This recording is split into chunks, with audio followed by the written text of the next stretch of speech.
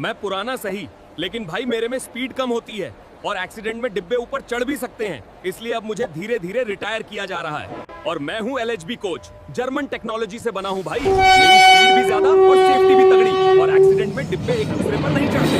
और मैं हूँ LHB कोच, जर्मन टेक्नोलॉजी से बना हूँ भाई। मेरी स्पीड भी ज्यादा और सेफ्टी भी तगड़ी, और एक्सीडेंट में डिब्बे एक दूसरे पर नहीं चढ़ते। तो समझ गया लाडले, ICF पुराना खिलाड़ी है और LHB नया सुपरस्टार। ऐसी ही रेलवे नॉलेज के लिए जल्दी से फॉलो कर।